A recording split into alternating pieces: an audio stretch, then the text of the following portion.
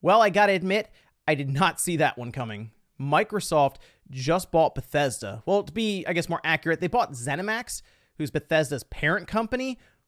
But wow, this is a monumental shift in the gaming landscape, the industry overall. I mean, if we go over here to Xbox Wire, just take a look at this image. I mean, really take a look at this. Xbox plus Bethesda. Look at all of the franchises that Microsoft just acquired in one foul swoop. Just like, oh, we're going to announce this now. We now own all of this. Dishonored, Wolfenstein, The Elder Scrolls, Fallout, Doom, Starfield, The Evil Within, Prey, and then you can see all the studios at the bottom there that they're listing with Arcane, right? I mean, you see Bethesda, of course, in there, id, Tango. It's pretty impressive to see all of this happen, and it gets even crazier when you find out just how much money Microsoft had to push in order to get this deal done. Guys, if you enjoyed the video, make sure you like it down below. It helps out a ton. And if you're new to the Spawnwave Plus channel, make sure you subscribe down below. This is such a big deal. I had to come on here and talk about this initially. More information will be coming out throughout the day. I can guarantee that. So I'll be kind of taking a look back at the entirety of the day tomorrow morning in Newswave, but I wanted to get my initial thoughts and reaction on this right away on the Spawnwave Plus channel, because this is absolutely insane. I didn't see this coming at all, but I do remember that there was rumors, and it was kind of like one of those, of course, speculation things where we kind of play around with ideas. Oh, how much money would Microsoft really throw around for a studio acquisition? And things like Bethesda, Take-Two, EA, Activision, kind of the crazy stuff comes up. And we're like, would they really spend that kind of money? Apparently, yes. Let's take a look down here, and then I'm going to tell you how much money they spent, because it is astronomical. It really is crazy. And Microsoft going all in, going into this generation. Very timely announcement, too, by the way, just before the Xbox Series S and Xbox Series X pre-orders go live tomorrow. Let's check this out here, saying, welcoming the talented teams and beloved game franchises of Bethesda to Xbox. Today is a special day as we welcome some of the most accomplished studios in the games industry to Xbox. We are thrilled to announce Microsoft has entered into an agreement to acquire ZeniMax Media, parent company of Bethesda Softworks. As one of the largest, most critically acclaimed, privately held game developers and publishers in the world, Bethesda is an incredibly talented group of 2,300 people worldwide who make up some of the most accomplished creative studios in our industry across Bethesda Softworks, Bethesda Game Studios, id Software, ZeniMax Online Studios, Arcane, Machine Games, Tango Gameworks, Alpha Dog, Roundhouse Studios. That is a ridiculous amount to just get all at once with one announcement. They say our teams have a close and storied history working together, from the amazing first Doom and its id Tech engine innovating games on PCs to Bethesda bringing their first console game to the original Xbox, the groundbreaking The Elder Scrolls 3 Morrowind. And think about that for a second. That now means that Microsoft owns the id Tech engine. That is theirs, and they can work, of course, with id to continue improving it and maybe even using it in other games. Maybe Microsoft is going to use that in some of their own first-party games as well across the board. There's a lot to look at here with this one acquisition, but it did come at a cost. $7.5 billion. That is 3 times the amount that Microsoft spent on Minecraft. And to go a little further, it's all cash. Like, Microsoft did not appear to mix in any stock, nothing like that. You'll always hear like, oh, it's partial cash, some of it's stock, and it just seems that they said, nope, you know what, we're going to open up our checkbook. This is now ours. I mean, really, Microsoft just Bruce Wayne Sony. Sony, of course, was like, oh, we're going to go ahead and we're going to get exclusivity for Deathloop. We'll have that. Bethesda, of course, bring that over. We'll have Ghostwire Tokyo show up in our show, and it'll show up on our console, this timed exclusivity. All this stuff, right, that Sony was doing on a game-by-game basis.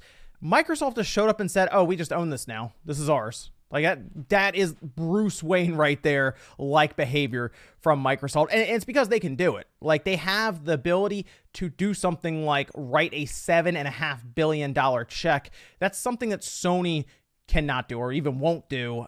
Even if they could, that still would really hurt them, to where Microsoft is talking about how, oh, it's not going to be that big of a deal in our fiscal year and all of this. We'll still be fine going forward, obviously. They have quite a bit of money. It's more interesting to me to see that they are willing to divert those kind of funds towards the gaming sector of the company. That is a substantial commitment right there for it. But think about how much Game Pass benefits from this immediately.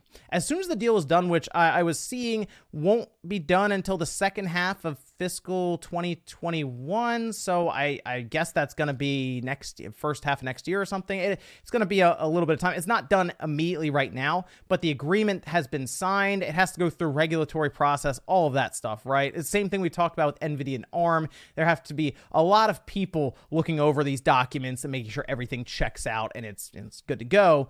But Game Pass immediately benefits. Think about the Dishonored games, the Wolfenstein games, Elder Scrolls, Fallout, Doom. Like, Doom Eternal is going to be entered right into Game Pass. Like, that's a big deal. Starfield will come out, immediately go into Game Pass. Elder Scrolls 6 might just be an Xbox and PC game. Think about that right now for how excited people were before and how people may have been like, oh, I'll play on my PS5. That'll be great. That might really be a game that is just Xbox and PC, and that is massive. I also hope this means that Microsoft will feel like they should do something with some of these IPs like Prey. I really hope they look at that and say, you know what?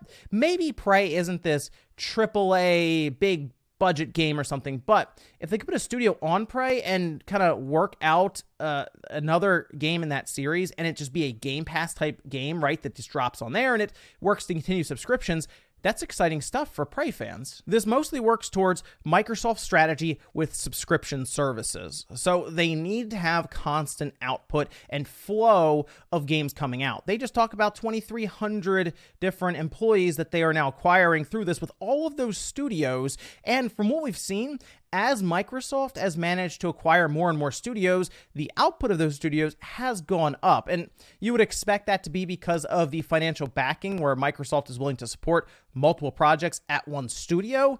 And it's worked to, of course, continue to bolster Game Pass. It's much better, I think, for Microsoft to do something like this rather than try to buy Game Pass exclusive or subscription exclusive, whatever you want to call it, Game Pass entries where they will pay a company like Capcom, for example, for Devil May Cry 5, like 15 million, 16 million, something like that, right?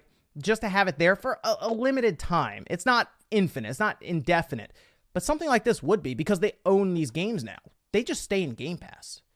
That's pretty impressive to have that kind of a lineup, and it is a massive change, like I said, in the gaming industry. It caught me by surprise this morning, and I'm sure many of you did not see this one coming. I was honestly caught off guard by this whole thing. And I see a lot of people out there right now saying Sony and Nintendo need to acquire studios. Well, Nintendo has plenty of IPs, and really all they need to do is just contract studios out to create a game for them, like they do with Koei Tecmo, for example, with what we're seeing coming up with Age of Calamity. Nintendo has their stuff figured out. Sony should be fine as well because they bought Insomniac pretty recently, and I think for the most part, Sony is good, more or less money-hatting each game as they come, right? So like a Final Fantasy 16, for example. And because Microsoft is leaning so heavily into subscription services, their view of this whole thing is different than both Nintendo and Sony right now. And we'll see if it ends up paying off in the long run, because this is very expensive. This is not a cheap acquisition. $7.5 billion